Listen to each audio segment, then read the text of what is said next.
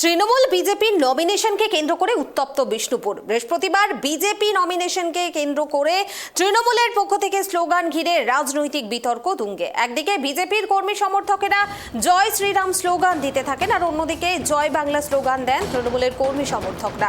এরই মাঝে মেজাজ হারান বিজেপি প্রার্থী সৌমিত্র খাঁ। ওসি, আইসি, ডিএসপি, এডিডি, এসপিদের বদলি নিয়ে হুঁশিয়ারি দেন এদিন সৌমিত্র খাঁ।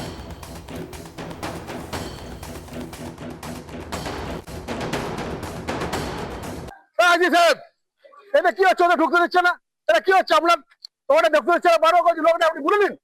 এবার একটা ভদ্রতা, অভদ্র কিন্তু দেখাতে হবে। একটা ভদ্রতার একটা সীমা আছে। ইলেকশন এজেন্টকে আপনি ঢুকতে দিচ্ছেন না। একটা ভদ্র অভদ্রতাকে কেন করতে দিচ্ছেন? এবার ফালতু দুজন ইলেকশন এজেন্টকে আমাদের ঢুকতে দেয়নি, সে কারণে জানতে চাইলাম। 4 জন প্রার্থী ইন্টু 5, 20 জন ঢোকানো যায়, আমাদের 12 জন ছিল।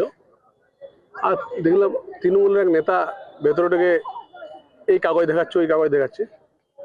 এটাই যে তৃণমূলের নেতাটাকে কেন আপনি ঢুকতে দিলেন, আর আপনি আমাদের ইলেকশন এজেন্টকে ঢুকতে দিচ্ছেন না? এই আর কি কারণে তৃণমূল নেতা ঢুকেছিল কিছু বুঝতে পারলেন? আমার দেখার দরকার নেই তো, তৃণমূল তো নেই বিষ্ণুপুরে। আজকে আমাদের পবনপুত্র হনুমান, যাকে মহাবীর বলা হয়, যিনি সংকটমোচন, সেই পবনপুত্র হনুমানের আজকে জন্মজয়ন্তী। আজ এই হনুমান জয়ন্তী উপলক্ষে আমরা এসেছি।